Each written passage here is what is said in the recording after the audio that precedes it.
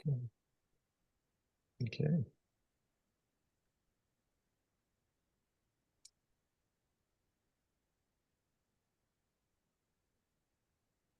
Good afternoon. Welcome to the Joint Collectors Club Spellman webinar.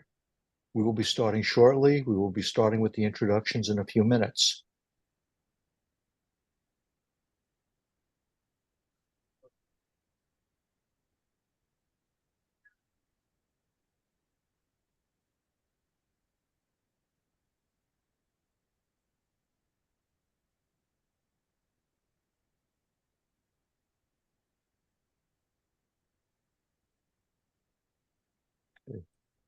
Good afternoon. Welcome to the Collectors Club and Spellman webinar. We will be starting the presentation in a few minutes. It is now 2 minutes before the hour. We will be starting just after the hour.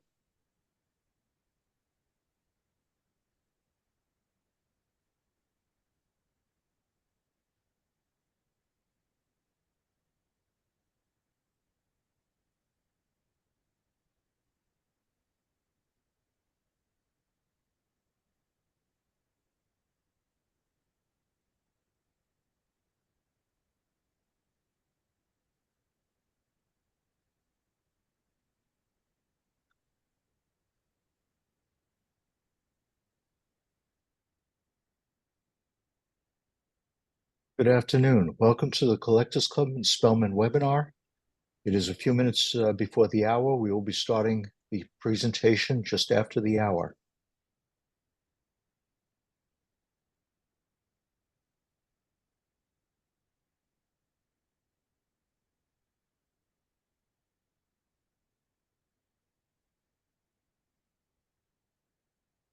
Okay. Gentlemen, it is 1 minute before the hour. We will be starting in 2 minutes.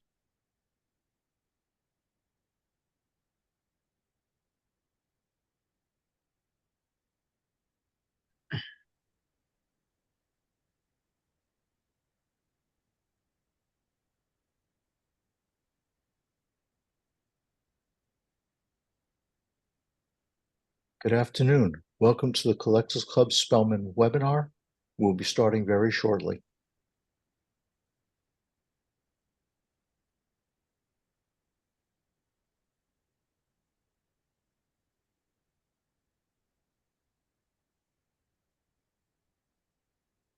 Okay.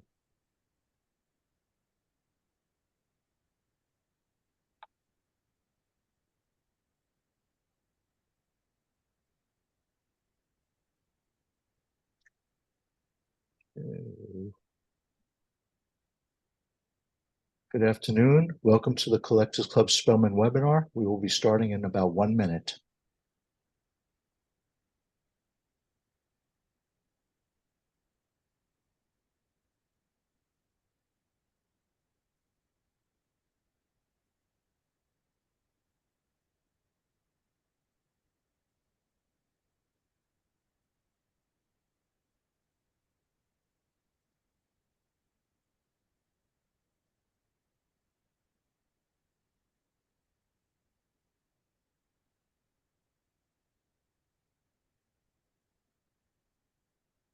Good afternoon. Welcome to the Collectors Club Spellman webinar. We are proud to have the members of Polonus celebrating their 85th anniversary today, and several key members of the Spellman Museum. Just a few comments before we get going. I'm Mark Banchik for the Collectors Club. The Collectors Club is proud to be able to host or enable other organizations with their outreach and meetings. It is a privilege and an honor to provide the services and the Zoom capability to the Spellman Museum and Polonus so that they can share their message with the wider collecting group. This is a webinar. What that means is that you can see us, but we cannot see you right now. At the end of the presentations, we will then bring people over to do a meeting format. Why do we do a webinar? Because even though we like to see everyone, there are sometimes sounds, distractions, or other things that, if in a meeting, would be transmitted or shared with the audience as a whole. While I'm sure dinner plans, telephone messages, and other conversations are very important, I don't think they need to be shared with the entire group So we do this as a webinar to minimize distractions during the presentations. After the presentations, we'll go through we'll bring those who want over. You'll be polled whether you want to come over or not. And then if you answer yes, we'll see your picture and we can hear you. If you decline to come over, you can still participate in the post-presentation session. If you have any questions, please enter them as the Q&A so that we can see them and record them. All the questions will be presented to the webinar, to the presenters, so that they can answer live if possible. If they can't answer live or they want to do they need some further time, we'll archive the questions and let them answer separately and possibly get back to you on that. There is a chat button at the bottom, which is good for comments during the presentation, but some of the questions may not be captured. So I just ask that you use the Q&A for specific questions. Again, I want to thank the Polonus, which is celebrating its 85th anniversary, and the Spelman Museum, Yamil Khoury, past president, and Brian Howard from the Spelman Museum. And I'm going to turn it over to Yamil. Thank you. Thank you, Mark. Thank you all for attending this 12th annual event since 2020. It has been a virtual event, and it is made possible thanks to the generosity of the Collectors Club of New York, and in particular, Larry Haber, its president, and Mark Banchik. I'm going to introduce our new executive director, Brian Howard, who has been with us for a year, and he has been a wonderful addition to the institution. Brian? Okay. Thank you, Emil. Good afternoon or good evening, wherever you are on the internet. My name is Brian Howard. I am the executive director of the Spelman Museum. Since 1963, the Spelman Museum has existed as one of, at one point only one, but now two philatelic museums in the United States dedicated to preserve and promote the history of philately, all things postal history, stamp collecting, and to work on behalf of the philatelic community to ensure that this hobby and the topics that are reflected in all of the materials that are collected are preserved and promoted for the benefit of the general public. We exist as a 501c3 not-for-profit institution on the campus of Regis College in Weston, Massachusetts, a few miles west of downtown Boston.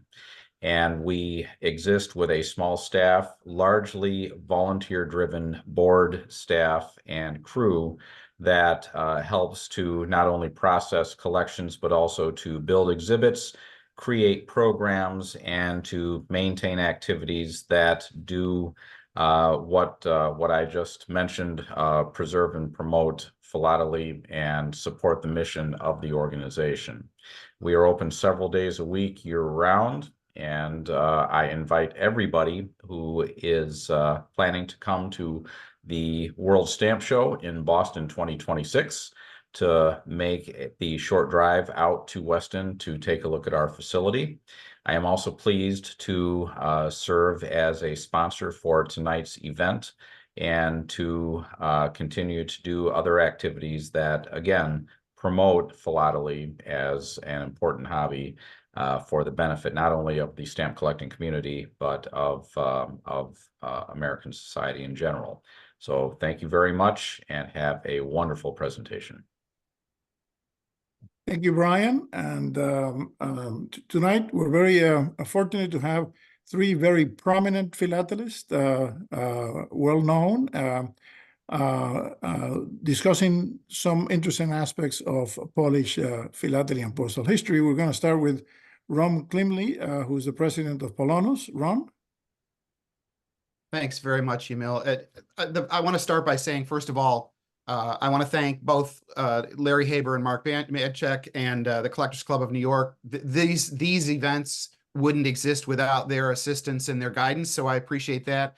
I also want to thank the Spelman Postal History Museum and Brian, of course, and Yamil for offering us kind of this platform. As it's already been mentioned a couple of times, this happens to be our 85th anniversary. I'm honored to be the president of Polonus in the year that we celebrate the 85th anniversary, and so this becomes a part of our 85th anniversary celebration. And so for that, I appreciate Yamil and Brian and the Spellman Postal History Museum. We couldn't celebrate without you all. And I'm also want to say that I'm thrilled to death to be here to hear two fabulous presentations. I'm going to go first and talk a little bit about something that I'm very fond of, which is redenomination and hyperinflation. But then Dr. Mazepa and Jerzy will also, Dr. Kupiec will follow with some things that they are without question experts in. And so I'm very much myself looking forward to those presentations. So without further ado, I'm going to go ahead and share my screen.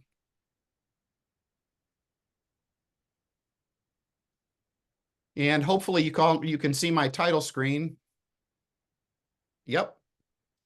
So I'm going to go ahead and get started. And when I say redenomination, there were actually a couple of periods of redenomination if you look at Polish history, but we're talking about post-1924. So right after the First World War, there was some inflation, first of all, in Poland, and then that inflation was followed by hyperinflation, which began in about September of 1923. 1924, Poland, which, by the way, had been arcing towards or getting ready to redenominate the currency for a couple of years. In 1924, they finally pulled the trigger. They redenominate their currency. Starting May 1st, a new currency comes into use. And so we're going to talk about specifically that period now and postage due use, which is a little bit unusual. I'm going to talk about a little bit of background just so that you have a little bit of an idea about what the background is. That's really just one slide. And then really what I'm going to do is just show you some what I think or what I hope you will find are interesting. I know that I do some interesting usage of both mark and grossi postage due stamps after redenomination. We'll talk more about that in just a second. But first, a little bit of background. So I just said that we redenominated the currency on May 1st. So the Polish mark is no longer in use. The Polish mark goes away. It's replaced by the zloty, that 1 zloty equals 100 grossi. So as you can see on the slide, and I'm not going to read the whole slide to you, but purely if you think about it as a cost savings measure, Polish Post and Telegraph says, you know what, we don't really need to stop using these postage due stamps. They're all out there. They're in post offices. There's no reason for us to get rid of those. We can use those, but what we're going to do is we're going to change them a little bit, and we're going to actually change the values on those. And if you think about really what it is they're divided by about 10,000. So one of those stamps one of those postage due stamps that is 1 mark or 2 or 3, those are no longer good. Those are withdrawn from use beginning on May 1st. But beginning on May 1st, Polish postage due stamps with mark denominations are still going to be valid for use. And you can see there some of the conversion rates. The reality is we're basically dividing 10,000 marks and equaling 1 grossi all the way up to 3 million equaling 3 zloty. So what we've basically said is postage stamps are no longer valued, but postage due stamps are going to be accepted. And you'll see that. And you're actually going to see that those are in use for quite some time. So let's begin taking a look at a few things. So again, really what we'll look at here for the next few minutes is just some different examples of the way we've seen postage due stamps used after redenomination with a mark value. These can be a bit of a challenge to locate, and you see them on for all uses, which is what we would expect. So here's a letter from Germany. The postage due is 60 grossi. You can see that circled in blue on the front of the cover that's on the left. And then on the right, you actually see these 2 strips of stamps. Well, the strip of 4, those are 100,000 values. So we know that would be 400,000. That'd be 40 of our grossi. That's the 40. But then down below, you'll notice that there's 4 more stamps, and you can still see the 5. And I've blown it up for you in the upper right there. But you'll notice there's that circle that kind of tries to obliterate, if you will, or is intended to obliterate the zeros. And that's really what it was. So this is essentially a bit of a provisional in that they're trying to eliminate those zeros at the end and turn this into what it is, which is a 5 grossi postage due stamp. And so We have 40 grossi in the strip that's running diagonal, and then down below we have another 20, and that makes our 60 grossi. So this is a letter sent in July, a couple of months after redenomination occurred, and at Schempen they apply these postage due stamps. Here we have another one. Again, at delivery, notice that, and it's tough to see sometimes when we look at these covers, and I know you all know this, you got to look really closely. And if you look kind of off to the left, you can see the T, which is representing the postage due. And then over here is 24. And then here's a 200,000 mark, and then there's two 20s. So there's 240,000 mark applied postage due. We divide that by our 10,000, and that gets us to our 24 grossi. This one is in Katowice in late December of 1925. So again, still a postage due at delivery. Here's another one, and I will say that these tend to be some of the, maybe gem is an overused term. I don't like to use words like scarce or rare or any of those words, but what I will say is that when we look at a cover that bears stamps, or in this case, postage due stamps, with both the mark or the pre and the grossi or the post redenomination values, those tend to be pretty scarce. Those tend to be a little bit difficult to locate. So here we have, we know this cover requires a total, there's 100,000 here. So this is 10 grossi, and there's 10 grossi right here. So 10 of it paid with a new stamp, and 10 of it paid with these two stamps down here. And they're paying twice the deficiency because the letter was posted with no postage, excuse me. Here we go, another one still at delivery. Notice the date on this. So remember what we said earlier. We said that redenomination occurs on May 1st of 1924. So here we see two postage due stamps, mark valued postage due stamps, used just about 4 years after redenomination. So clearly there was still a lot of postage due stamps in there to be used up. Here we have 4 grossi paid by the new stamp, the brown one. And then we have 60,000 mark. So that's another 6. So there's our 10 grossi that's covering the cost of the postage due. And I know there's text on the screen, and hopefully if you have any questions, you'll put them in the chat and you can ask later. I'm not going to read them all because I think you probably all can read them. Here we have a situation, looks a little bit messy. We're unable to locate the addressee. Ultimately, we end up with this notation down here that this card ends up being returned.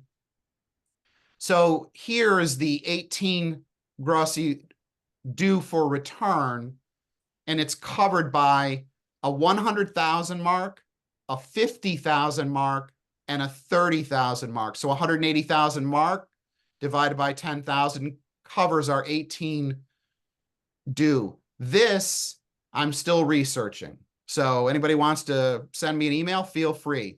I believe this is back at return. Here's a real mess. So here's a card rather, sent from the UK. And it looks like a whole bunch of stuff happening. And I put a note over here. It's really, really difficult to read, but in Polish, it translates to invalidated. So these stamps down here received this invalidated mark. So it's really trying to figure what happened here is a little bit of a challenge. So here I tried to do it. So I'm hoping that I did it right. So it started out in the UK.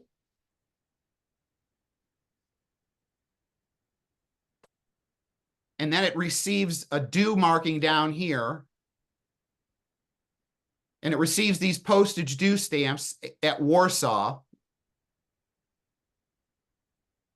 But they can't find the delivery, so it's going to be processed for a return. So the postage due stamps are invalidated. And all of this, so the fourth step, all of this is in the same marking instrument. So I believe that's the return to Southport. And here's where they get the return address, Southport. So it goes back to the UK because they can't deliver it.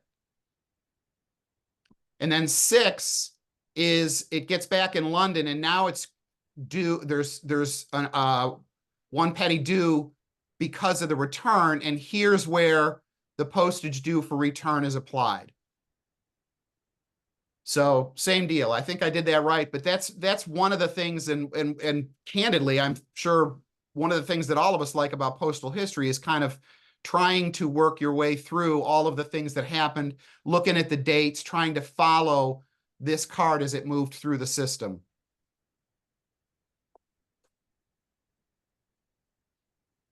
So now we have another one at destination for return. Total of 40 grossi is required for the return here. Here's the return notation.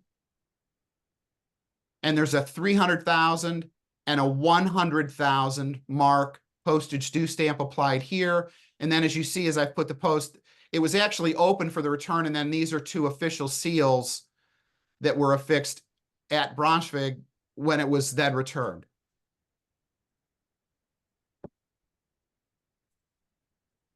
Here another return, 30 required, and here's the 30 paid back here. You can see up here a notation that the letter was refused, and then it was returned from Rudeschlaska to Germany. Here's a return receipt notice. So now we're another usage, or another reason for the postage due. Requires 10 grossi. Here's a 100,000 mark stamp applied. So this is a return notice from the district court in Lvov.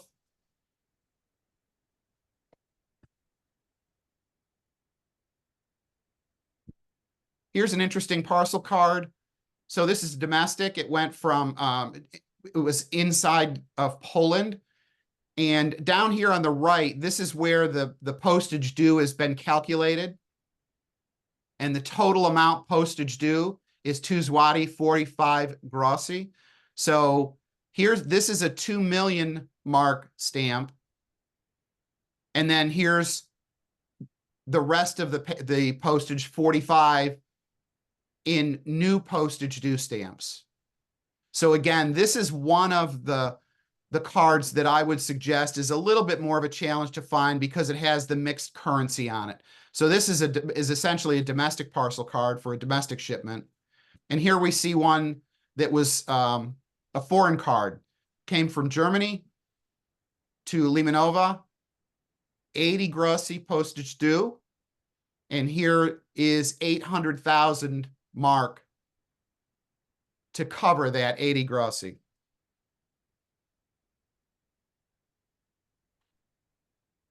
This is, I think, probably my favorite postage due usage post redenomination, and it's for the reason that you see kind of at the lower left. I've blown up the 2 stamps. This is the only one that I've seen that I would consider to be a postmaster created provisional. So what happens here is there's 50 grossi due. It's a return of a court document. Here is the official court seal. So this is a court document that's, it was actually a witness summons from the district court at Krakow. Goes to Mogila. And here the postage due of 15 grossi is paid by these 2 stamps. But you can see what happened is the postmaster takes in pen and obliterates the old value and then writes in the new value in ink. This is the only one I've seen. It certainly doesn't mean it's the only one.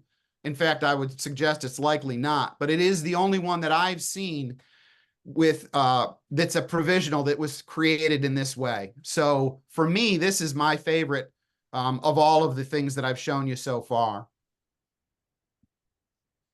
Here's another one, another court document. Up here is the court seal.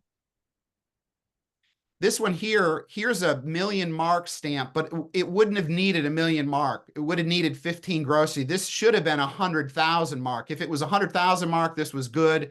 I would indicate or suggest that this is likely either used in error or simply being used up.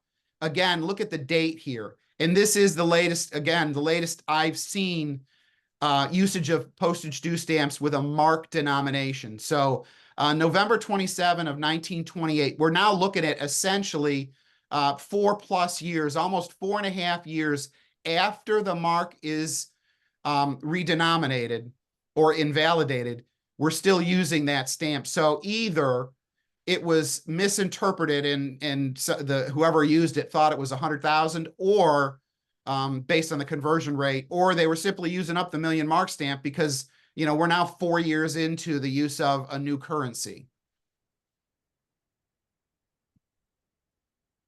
Here's another one, again, with dual or mixed currencies. And this one, it's really difficult to see, but it's, if you see just to the left of the date stamp, you can kind of see what is really a blue line.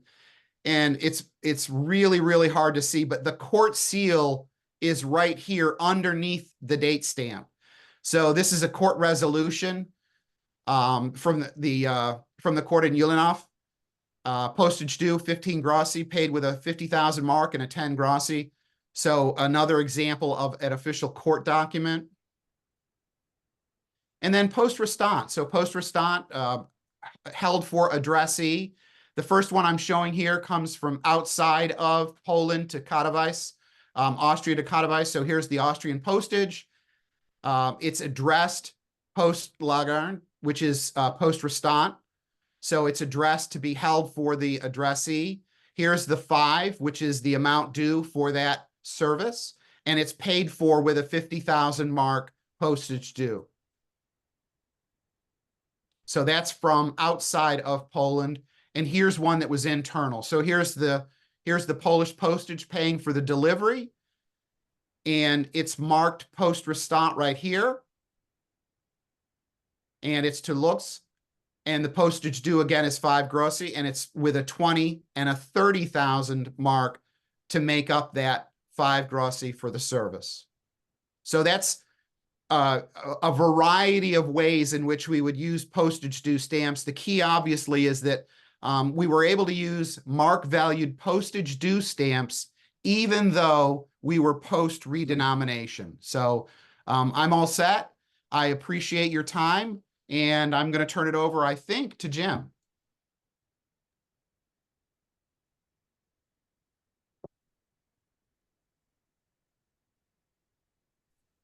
Okay, how do we do this? Down at the bottom of the screen, you should get Share screen. a toolbar. Yep, share screen. We're going to save some of the questions till the end of the 3 presentations, so that we can devote as much time as it needs to. Thank you. Perfect. Thank you. And then Jim, at the very top, see where it says slideshow? I got it. You got it. Okay. Once again, I want to thank Mark and Larry for helping us through this presentation and to help us celebrate the 85th anniversary of the Polonus Philatelic Society. What I'm going to show you today started about 2 years ago when on an auction, I ran across a letter sent from the United States to occupied Poland, and it said via Siberia. And I couldn't figure out what that meant. And so it was a challenge. And as I like postal history a lot, I decided to start exploring this. So what I'm going to be discussing with you this evening is not a finished product, but really it's a work in progress. And like so many works in progress, and especially in the field of postal history, it often raises more questions than it does answers.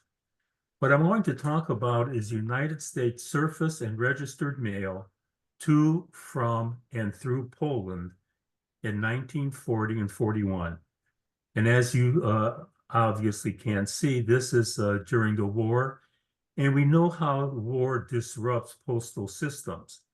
And so what I decided, what the challenge for me was, well, how did mail get to and from Poland?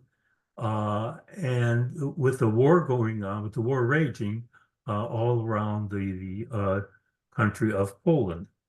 Now, as you see at the bottom, just some dates for reference. Germany invades Poland on September 1st, 1939. And then Russia, with the Molotov-Ribbentrop treaty, non-aggression treaty with Germany, invades Poland from the east. So you can see from the map there, what the Germans created was called the general government. And the general government, the capital was at Krakow, not at Warsaw. And so what I'm was first looking at is how did mail get in and out of the general government? Now, at the beginning of the war, the United States was neutral, and mail to Poland and from Poland transited through New York, usually to Lisbon, and you see at the letter on the left at the bottom, by way of Lisbon, and there is a letter from Warsaw, registered letter via Lisbon. And you see that examiner mark, which is something that I need to further research. That is from Bermuda. Now, I have seen letters in the same period that did not transit via Bermuda. However, if you see the back of the letter on the right, you can see that it was that it arrived in New York. So it documents that at this time, mail was still transiting from Poland, actually via France to Lisbon, and then to the United States. Now, during this period, I show this just as more for interest's sake.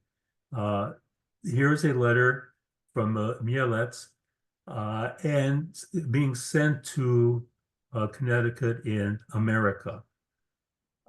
Is paid with the general government stamp. The date on the stamp, as best I can pull it off, is December 12th, 1939, one of the few letters I've seen from 1939.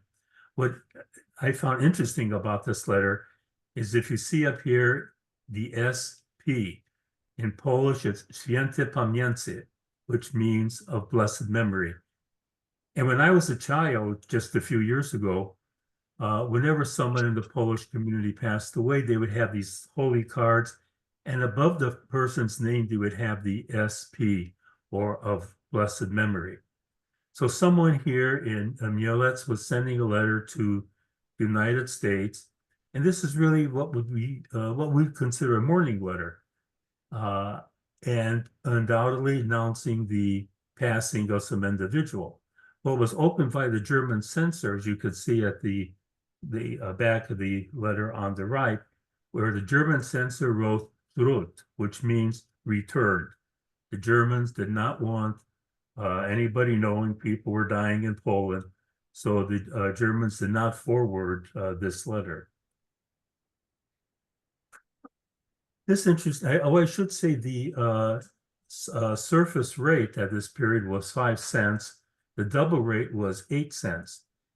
And as I said on my opening slide, I'm only showing surface mail here. There's another whole section for air mail, but that's for another topic.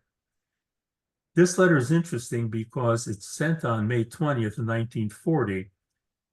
And this was sent before France surrendered on June 24th, 1940. And I can't decipher if this letter was actually sent via France, or if it was sent on the new via Siberia route, which I'll explain in a moment.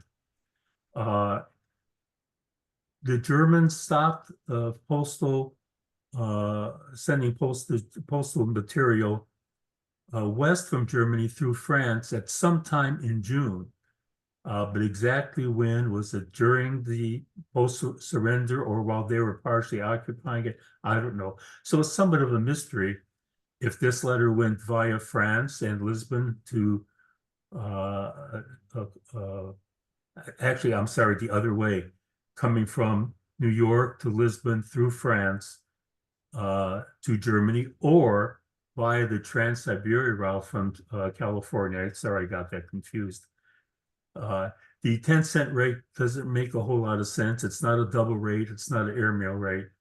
So the gentleman wanted to send it with those stamps. And this was sent in May of 1940. It's a date to keep in mind as we go forward. Now, with the transit of mail west out of Germany and Poland suspended when France was totally occupied by the Germans created an eastward route for mail to and from Germany and Poland via Siberia. And this letter here is from the collection of Jerry Miller. This is Chicago to Hamburg, and this would have went on the Trans-Siberia route, as noted at the bottom left of the letter, by Japanese steamer to Japan, hence via Siberia. What's interesting here is the date, which is March of 1940. But I could find no postal regulation in the United States indicating that mail could be sent on this route. What's interesting, this letter was sent from Chicago, but somehow went via Bermuda, where here's a Bermuda censor here, and then onward via Los Angeles, via Seattle, via San Francisco. We have no indication, something more for exploration. As I said, often we're talking about the Trans-Siberia route. From the United States, the mail will be placed in a closed mail bag in California, typically San Francisco, then placed on a Japanese steamer, or in some cases, a US steamer, to Yokohama, and then from Yokohama to Vladivostok here, then on Vladivostok transferred in Moscow to the Deutsches Bahnhof, the German railroad, which went from Berlin via Warsaw to Moscow. And that is the route that the letters on the Trans-Siberian Railroad took. This is a very interesting letter and took some time to decipher it. It was actually Dick Kaiser who really helped me understand how this went. One of the things I want to mention is the notations that were made in Germany and in Poland for mail back to the United States were often or always that I have seen written in English. They were not written in German or Polish. What happened with this letter is that it was sent from Makov and put on the train and then sent to Germany for transit via France. But when it got to Berlin, they realized that, hey, no, this was, the route via France was closed.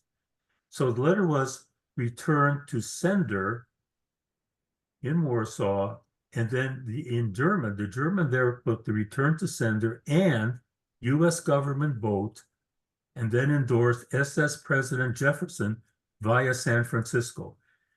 Therefore, it was routed going west and then rerouted going east on the via Siberia route. And it's you can see how it was addressed here to this gentleman in USA, an American seaman in St. Petersburg, Florida. Well, obviously the letter was transported via Siberia, got to Vladivostok, crossed over to Yokohama, and placed on the U.S. ship President Jefferson and sent to San Francisco, where it was received actually in Fort Mason, which is San Francisco. When it got to Fort Mason, it was then forwarded to St. Petersburg, Florida. And that's the only date stamp on this letter. You see it over here. And that date stamp is January 10th of 1941. So I have to assume this letter was sent in November or December of 1940. When it got to St. Petersburg, Florida, it was then redirected, and it's very hard to see, but a U.S. training station in Boston, Massachusetts. So whoever sent this letter certainly got their 50 groszy worth with the various routings of this letter. One of my favorite letters, by the way. In the beginning on September 6, 1940, the post office mandated that mail going to Germany and Poland be dispatched via San Francisco, as you see here, via San Francisco and Japanese steamer and the Trans-Siberian Railroad. This is from the Postal Bulletin of September 3rd, with the notice from the Postmaster General of August 29th, 1940, mandating ordinary means surface here, and registered mail for Germany and Poland. Air mail is handled differently, but that's for another story. And as it says here, to be dispatched via Japan and the Trans-Siberian Railroad.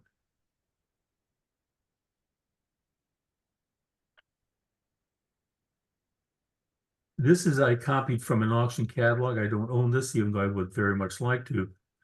But this letter, following the instructions that we just read, was sent via San Francisco and placed on the Japanese steamer Kamakura Maru. And I show this is the only notation I have seen of any Japanese steamer for this route. So it was sent by Japanese steamer to Yokohama, Trans-Siberian Railroad to Moscow, German Railroad via Warsaw to Berlin.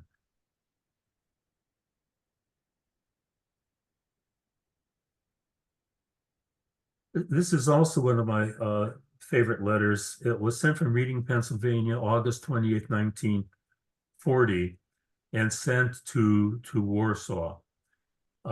It was received in Warsaw on December 10th, and with the label here, addressee not here.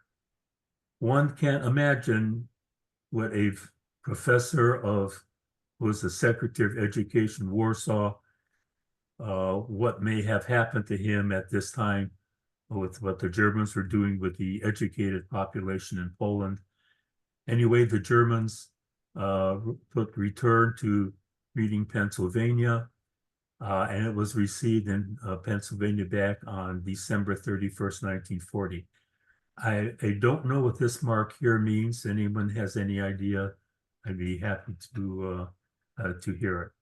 But once again, a round trip letter from United States to Warsaw and returned by the same Trans-Siberian route back to the sender. Now, I'm speaking about mail here from the general government, but what about the mail from the part of Poland that was occupied by the Russians? And I'm showing this because even though it's sent to Palestine, it has the notation here by way of Moscow. And what I've learned is the mail from this part of Poland was sent by Russian rail, in this case from Lviv to Moscow, and there in Moscow, placed on the Trans-Siberian Railroad to New York. Here registered.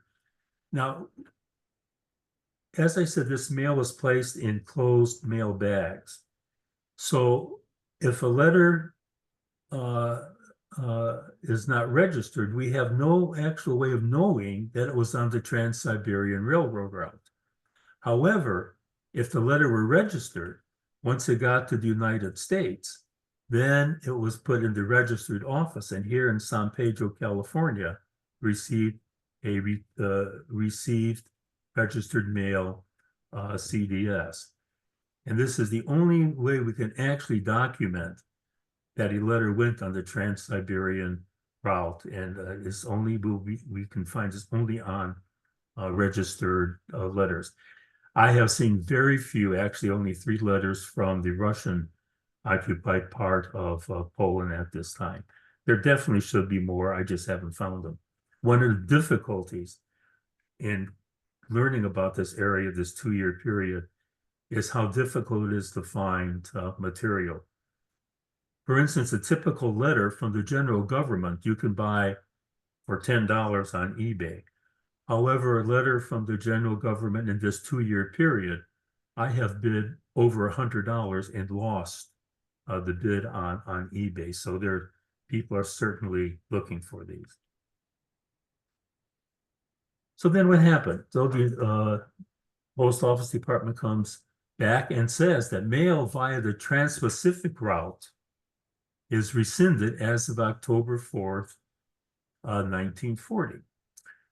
Okay, then what's supposed to happen? It should be addressed by some other route and to be sent to New York for dispatch by steamers from that port, from New York, to somehow getting back to Poland and also Germany. So as you see here, this is still while the United States was neutral. The only problem is much of the mail that I have seen, or several letters I have seen, do not correspond with this date.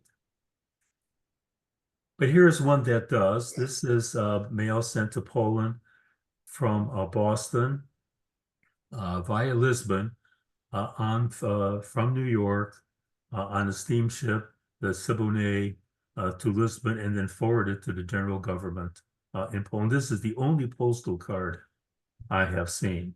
Once again, there should be more. I just haven't seen them. But the point here, this documents that earlier postal regulation that mail should be sent not via the Pacific, but via New York and transatlantic. Also mail from Poland.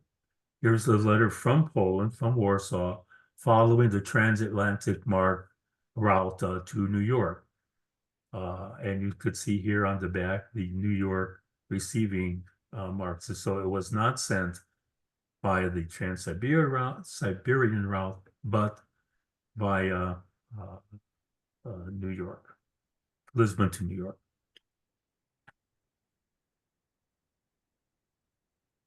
But as I said, in postal history often raises more questions than we have answers. So here we have a letter sent from Warsaw in 1941. But you could see here a San Pedro registered receiving mark.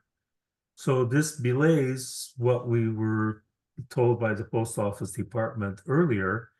Or does it mean only mail from the United States to Poland was sent via the transatlantic route, but mail from Poland back to the United States was still sent by the Trans-Siberian route?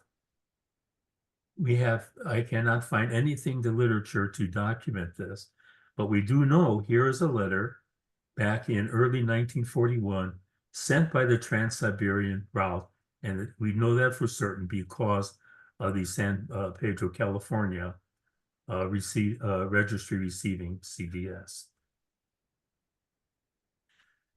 So as I said, this creates more questions often than there are answers. The answers will lie on finding more postal documents and certainly more material. In conclusion, what happened, here's a letter from Schenectady, New York to Rimanov and the general government. The letter was sent on December 11th and certainly would have gone to New York. However, on December 12th, postal service to Germany and German-held territories ceased. On the morning of December 11th, Germany declared war on the United States, and on the afternoon, the United States declared war on Germany, and postal service to Germany and German-held territories was ended. This letter was returned to a sender with the two cachets here, the label and the cachet, and on the back, its letter was returned to the sender on June 22nd. Of 1942. So it took them over 6 months to get the letter back. So this is my my latest, research project. And this is one of the exciting things about, I think, postal history, that it raises a lot of questions and gives us an opportunity for a lot of philatelic research. And so when I do my philatelic research with this, I sit back in my armchair, look through my literature, my covers, and I pop a cold one of Babushka Energy Drink, which helps me go through the rest of the evening to work on my philatelic projects. So, thank you.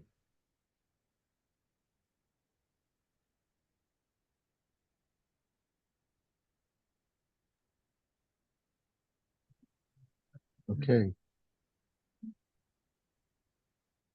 Thank you, Emil? Jim. And now we move on to our last talk of the night by Jerzy. Please.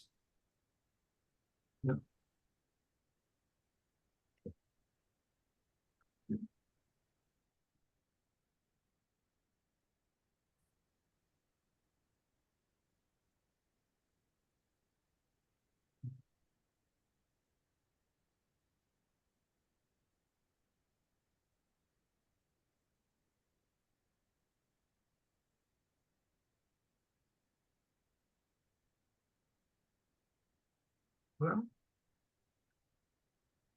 it's okay. Do you see my presentation? It looks beautiful, Jerzy. Yes. Okay, perfect. Okay, thank you so much, and I appreciate the opportunity to present an intriguing topic in postal history, which is the flown mail during the siege of Przemysl, and this is exactly 110 years anniversary occurring in the early phase of the World War I in a remote part of Eastern Europe. And this is how you pronounce Przemysl, which is very difficult for most of us. Although it didn't attract the attention similar to the siege of Paris, which took 40 years later, the Przemysl siege represents a vital aspect of philately especially, and offers a rich field for research among postal historians from Austria-Hungary, the Czech Republic, Russia, Ukraine, and Poland, of course. So a little bit of history. In 1914, Przemysl was a garrison town in the Austro-Hungarian monarchy in the former Polish province of Galicia, between its major capitals, Krakow to the west and Lvov to the east. Now it's called Lviv in Ukraine. It's situated only 40 miles from the Imperial Russia border, and it was crucial for safeguarding the routes leading to the Habsburg Empire. There were two massive defensive rings around the city, and there were 130,000 soldiers inside, 21,000 horses, hundreds of cannons, and this all made Przemysl one of the largest fortifications, surpassed only by Antwerp and Verdun. So the conflict, which escalated into World War I, started on July 28, 1914, when Austria-Hungary declared war on Serbia, following the assassination of Archduke Ferdinand in Sarajevo, and after Russia declared war on Austria. On August 6, its army advanced toward Przemysl, and the city was soon isolated completely from the rest of the monarchy. And the siege unfolded in two phases. The first lasted just 22 days, between September 18 and October 10. However, the second siege was from November 10 until March 22nd and lasted 136 days. When the relief efforts failed, the disease spread, soldiers resorted to consuming leather straps to stave the hunger. On March 22, the Austro-Hungarian forces surrendered to Russians. It needs to be stressed that during that period, over 100,000 Russian soldiers died, and up to 20,000 Austro-Hungarian soldiers were killed, wounded, or missing, which makes it one of the deadliest sieges in modern military history. Following the isolation of Przemysl from the rest of the monarchy, the air route became the only means of external communication. This provisional airmail service established by the Austrian Air Force in Przemysl in 1914 marked a historic moment, as it was the first instance of aircraft transporting mail from within a besieged fortress. The need for defenders to contact with the outside world, particularly with their families, was the driving force behind that initiative. And needs to be stressed that unlike many others efforts which followed the airmail operation in Przemysl, were not driven by philatelic interests. A total of at least 14 mail flights originated from Przemysl, one during the first siege and 13 during the second. In addition, mail was sent from the city using paper balloons and manned balloons. And as depicted at the bottom illustration here, the success of this operation was not always guaranteed. On November 29, 1914, the New York Times had published an article about mail carried by pigeons from Przemysl to Vienna, while a military unit utilized pigeons to send messages from the fortress. No records of pigeon delivered correspondence have been preserved. On October 6, 1914, a German-made single-engine open cockpit biplane, nicknamed Staffel, flew from the Przemysl fortress to the Austrian Supreme Command in Neusandes. A pilot and an observer operated airplanes at the time, the latter acting as a navigator by observing roads, rivers, and railways. Here, Colonel Aladar Toshik on the picture was the pilot and Captain Raab was the observer. The crew carried about 150 private postcards on that flight. However, technical problems forced the airplane to make an emergency landing. The injured pilot was taken to the hospital. Raab reached the Neusandes in a rented car and handed over the carried mail to the field post office number 11 for further distribution, and here's the postmark. So postal items from this only flight during the first siege are considered treasures in a philately collection. These items are rare, with fewer than 30 documented pieces. Among them are 4 remarkable examples presented here. The first, as shown in this slide, is a newly uncovered item addressed to Vienna. This envelope served as a collection pouch for other cards transported from Przemysl by the pilot, who is known to have sustained injuries, which may explain the noticeable discoloration of the paper, possibly indicative of the bloodstains. I am checking this currently, whether this is really bloodstain of the pilot. On this slide presents 3 postal items from this October 6 flight. On the left, there is a field postcard from Cap Grebens, who was the commander of the balloon formation, which features a military unit cachet at the left to secure free postage. The touring receiving council originates from FPO, Field Post Office in Neusandes. On the right, the only known civilian postcard from the October 6 flight, distinct from the military field postcards. Although it does not have the FPO 11 date stamp, the message on the reverse is significant, as the writer addresses his parents, stating, "This card will reach you thanks to the courtesy of an airman officer." The Staffel aircraft transported this card among other mail from the fortress, and due to military regulations, the Neusandes FPO 11 refrained from applying its hand stamp on the civilian correspondence. This card was then processed by the local post office after arrival in Vienna. At the bottom, one of the 2 recorded cards with a framed square cancellation 9504, instead of the FPO postmark. The Roman numeral 9 indicates the Galicia code, while the Arabic numeral 504 represents Neusandes. These camouflage markings were utilized on mail directed to civilian officers within the war zone.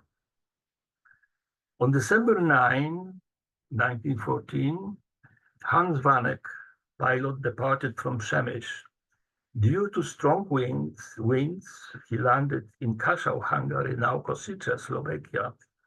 The flight carried about 5,000 pieces of mail, which were cancelled at the Hungarian Field Post Office number 30. A field postcard authored by pilot Hans Vanek and sent to the flight instructor in Diebendorf near Zurich after the Carpathian flight is displayed here.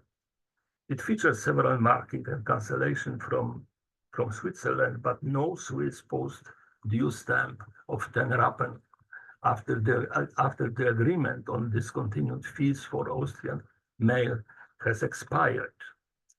On reverse, Vanek recounts his impressive journey. This card has a remarkable history. Initially, it was with a Swiss philatelic dealer Adolf von Arx, before being acquired by Austrian aerophilatelist Georg Sobecki, who sold it in 1930s to a British collector, the 4th Marquess of Butte. During a Luftwaffe raid on September 24, 1940, the safe in London was flooded, resulting in the loss of the Swiss 10 Rappen postage due stamp on this card. Although another of Beauty's prized possession, the inverted Jenny, lost its original gum during this event, it remained within the family. The Vanek card, however, was sold in 1959, where a British collector, Kit Tranmer, acquired many pieces of this collection. It took another 50 years for this Vanek card to reach the Polish aerophilatelic collection in California. Mail sent from Przemysl was exempt from postage charges. Nevertheless, certain cards were affixed with stamps voluntarily, occasionally even cancelled by postal staff, as senders believed this would guarantee prompt transport and delivery. Here are 3 examples of the unnecessary usage of Austrian and Hungarian stamps on mail flown from Bezich Przemysl. The fortress was represented by nearly all nationalities of the monarchy, with orders of the day disseminated in 15 different languages. The majority of soldiers were from Hungary, the Czech lands, and Austria, leading to most of correspondence directed toward Austria-Hungary.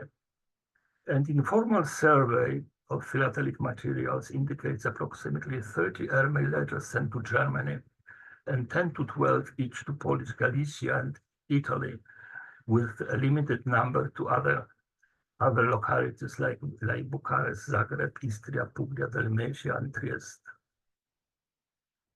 Known are 7 items sent from Przemysl to Switzerland, with 2 examples presented here. The first one at the left, dated February 8, 1915, was directed to Geneva. Although mail was sent free of charge, the sender affixed a 5 Heller stamp likely to ensure its safe delivery. This card was flown from Przemysl and then transported by surface to Geneva with a transit time of 30 days. The Swiss authorities were obliged to collect an additional 10 Rappen postage due. However, the 5 Heller Austrian stamp was accepted as postage due, suggesting that the sender may not have been aware of this stipulation, rendering this Przemysl card potentially unique. The second card on the right, addressed to Basel and dated January 17th, was flown to Krakow. Its distinctive characteristic is the Swiss 10 Rappen postage due, which was necessary for mail transported from Austria to Switzerland. The Basel receiving cancellation verifies a transit time of 24 days from Przemysl. Mail flight in the final days leading up to the surrender of Przemysl on March 22 captured the attention of postal historians. On March 19, 4 manned balloons were launched, but none successfully reached the Austrian lines.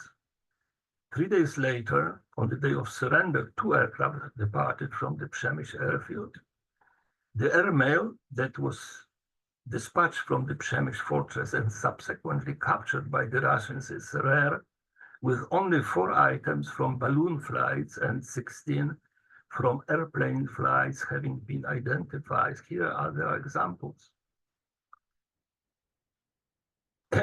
The 2 cards on this slide, both addressed to Innsbruck, were composed in Przemysl on March 18. The left card displayed the Russian censorship from St. Petersburg and the faint Austrian censorship from Vienna. It reached its destination on August 26, indicative of a 5-month transit.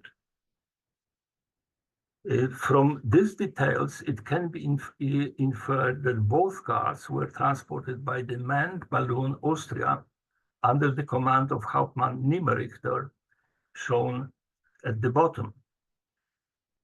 While in the booty collection, they suffered water damage during the London bombing in 1940.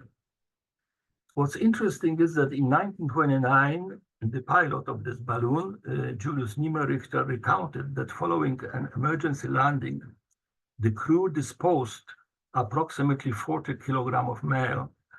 Nevertheless, Julius managed to keep a few private cards in his coat pocket, including those displayed here. During the interrogations in which Niemerichter faced accusation of espionage, 2 Russian pilots intervened to affirm his identity as a pilot and offered to send his correspondence to Austria as a gesture of goodwill. This is the background of these 2 well-weathered covers. Now we will examine briefly a mail transported on the day of surrender. The Russians shot down the aircraft, the crew was captured, and most of the mail was lost. The few remaining cards were sent to St. Petersburg and then via Vienna, and then to Vienna via Central Red Cross office in Copenhagen.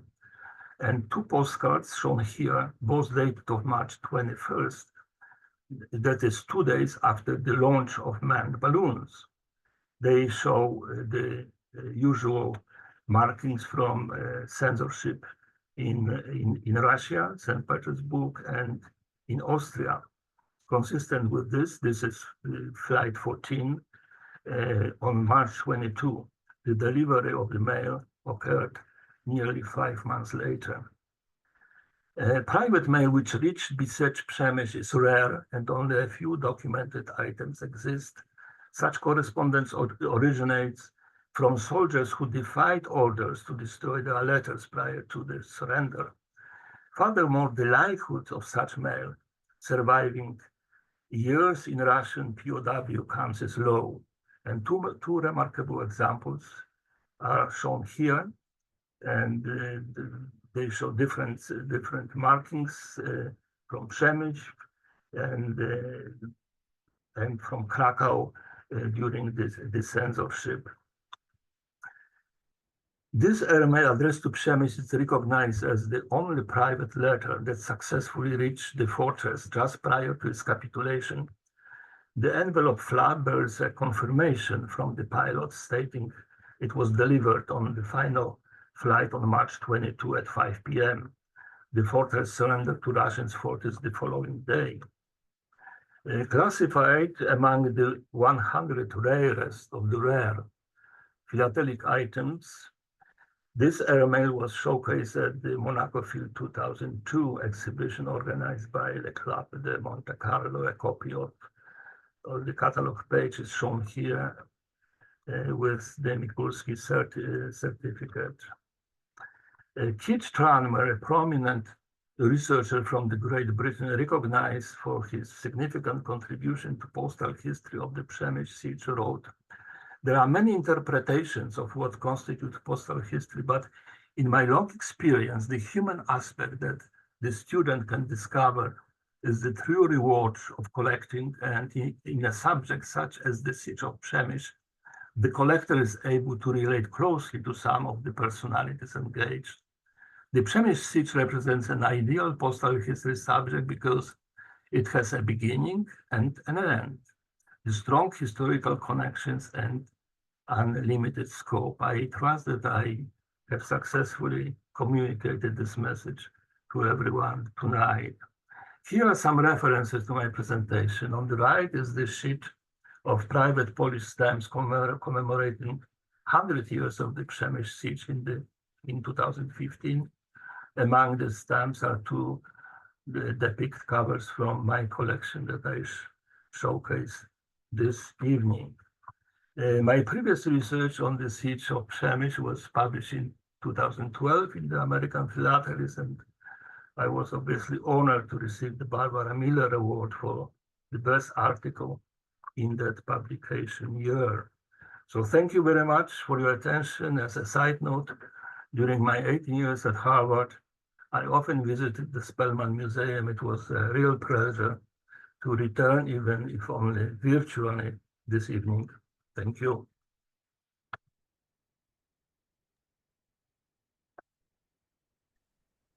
Thank you very much, Jerzy, and all of you three gentlemen.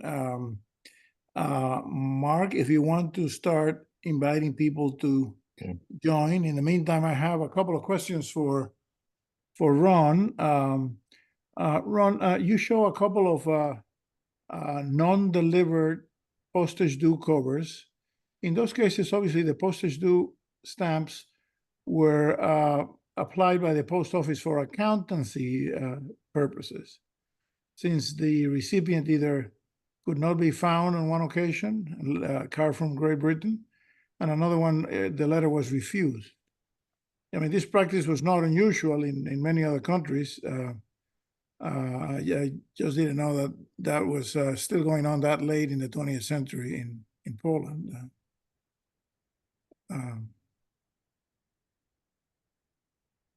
Yeah, Jerzy, I think that's the case, and some of, as Jim kind of mentioned in his presentation, some of it's a function of me still needing to do, as much looking as I can. As Jim mentioned, unfortunately there isn't a lot of postage due mail from that period. Even I've shown just about everything I have, and that's whatever it is, 15 or so covers over a 4-year span. And I've been looking for quite some time. And so there's just not a lot. And so unfortunately, it prevents me from drawing conclusions. Sometimes you need to have kind of a mass of mail to begin to draw conclusions about how things were handled. But yeah, given what I've seen, I suspect that that's what was going on. Yeah, thanks. Also, a member of the audience, Robert Brown, asked about a cover from Germany to Poland that was charged postage due. He says that if the postage from Germany was correct, why was the letter taxed? I don't know which item in particular he referred to. Yeah, I'd be happy to have a conversation with Robert offline about the cover if he wanted to let me know exactly what cover. If it were the only thing I can see, one of the covers, if it's the one that I'm thinking of, there was a stamp underneath a block of 4, and I'm still trying to figure out why. First of all, why that first stamp was underneath the block of 4. It shouldn't have been. It didn't need to be. And then there's still some postal notation that I haven't been able to discover or to uncover, I guess. And so the research continues. So I'm always happy to have any conversation about anything that I've shown. Thank you. If any of the people who are joining us has a question, please raise your hand electronically. There's a raise hand function at the bottom of the Zoom screen. Let me ask you a question in the meantime, Jim. Are there any covers from Poland to other destinations, non-US, during the period that you're interested in, that can shed some light on the way this mail was handled? Do you collect that? Are you aware of that? Or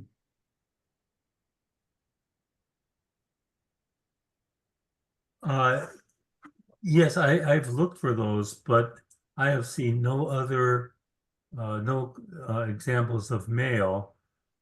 How do I start I'll start my video. 1 sec. Click on the camera at the very bottom of your screen. Oh. There you did go. it.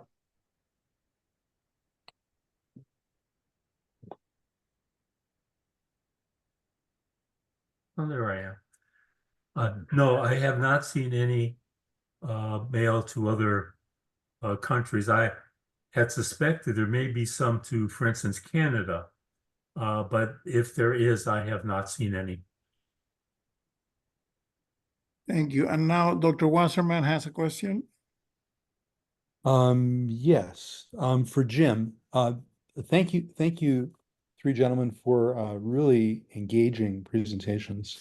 I mean, I took a lot of notes and took screenshots so I could study some of the material later. Specifically for Jim, I'd like to know what your thoughts are about the earliest use of the U.S. censorship label, the U.S. censors rather than the Bermuda censors on mail, either coming from Poland to the U.S. or U.S. going to Poland. I'm hesitating because the New York censor offices were very active in censoring, for instance, first day covers. They had a special censor office in New York specifically for philatelic mail. Now, this all happened after mail to Germany was suspended. I don't recall seeing any U.S. censor marks prior to December 12th of 1941, U.S. censor marks, because at that point, I don't think there would have been a need for U.S. mail to be censored. Now, the question is, for those one letters that I have seen, why were they censored in Bermuda? I don't have an answer for that. Okay, and then one other question regarding the use of the SP mark of blessed memory. I mean, was that a very common incidence that you saw in covers? That is the only example I've seen of that cover, but I'm aware of that notation just from growing up in a Polish community as a kid. That was used on these holy cards a lot. So when I saw it on that letter, it immediately reminded me of what I had experienced. I don't know that it's used at all today. It may be, but if it is, I have not seen it used today. It's that other generation, I think, that used it. Okay, thank you. Thank you. Paul Holland? Yes, first for Jerzy, you pointed out that one cover that had what could be bloodstains on it. Have you looked at things like luminol or something like that? I mean, that should be able to confirm whether they're bloodstains or not. Should be a fairly easy forensic test. So, I mean, I was able to get this cover, you know, a few weeks ago, so I didn't do it yet, but I am aware of the ways to check the possible bloodstain. So certainly this is on my agenda. yeah, okay, sounds good. And then I had a quick question for Jim as well. I was wondering if you are aware of or have seen any covers of general government stamps with the earlier overprints, the 1940 ones from Poland. Before they issued the printed general government stamps, they had some overprinted stamps. The Hindenburg stamp, are you referring to? Well, no, there's the somewhat later ones, 1940. You were looking at 1940 to 41. There were ones from 1940, and I think they were overprinted on 1937 Polish stamps, but overprinted with the sort of swastika, whatever it is. I think those were philatelic inspired items. So as far as you know, they were never used on covers. I mean, I've seen some covers, but maybe they were philatelic.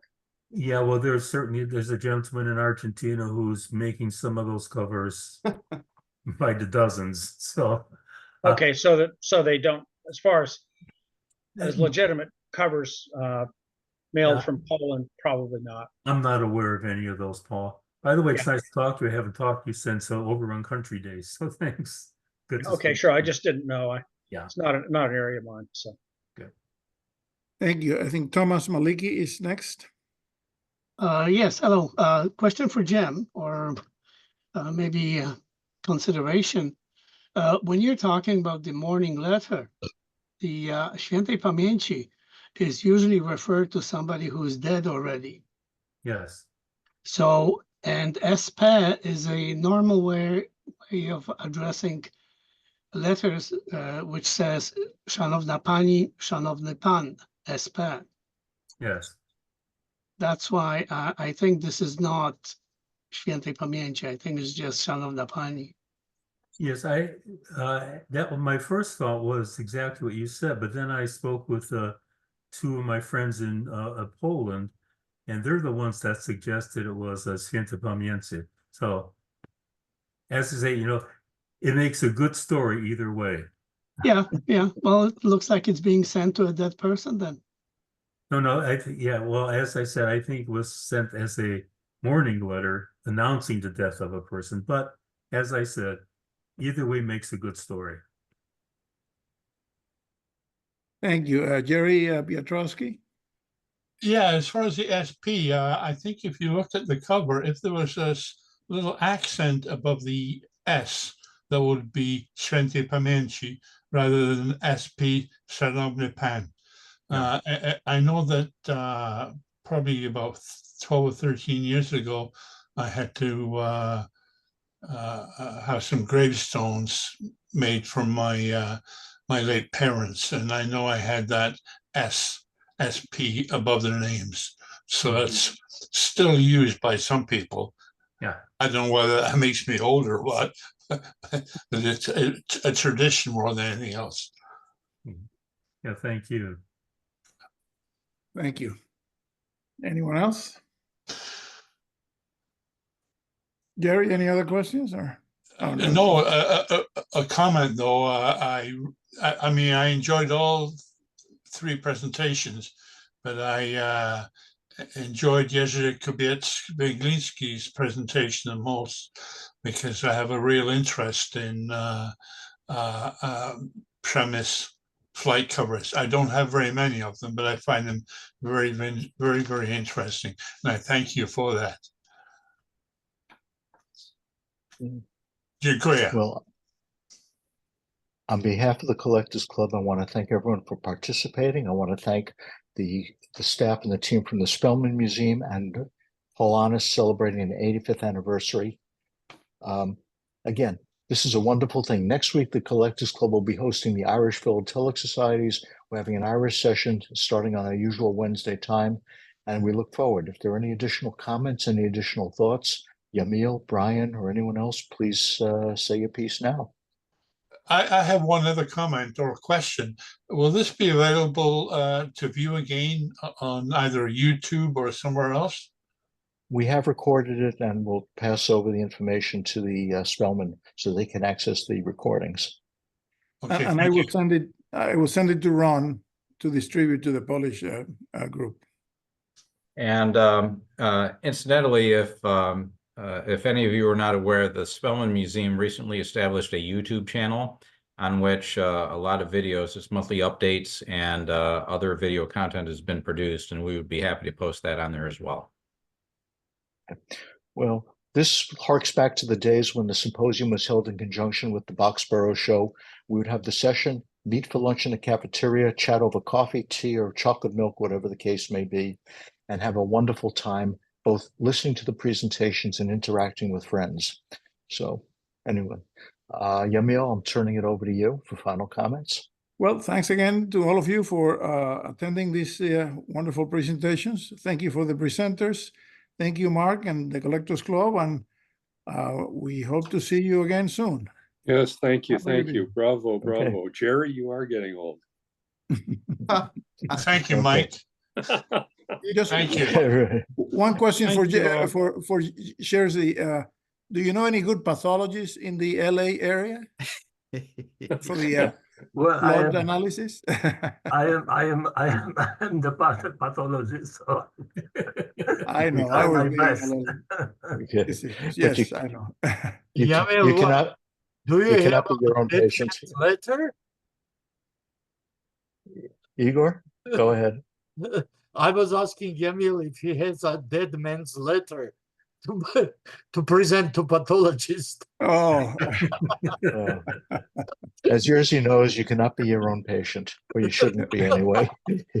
So, no. yeah. I want to guys. thank very everyone. much.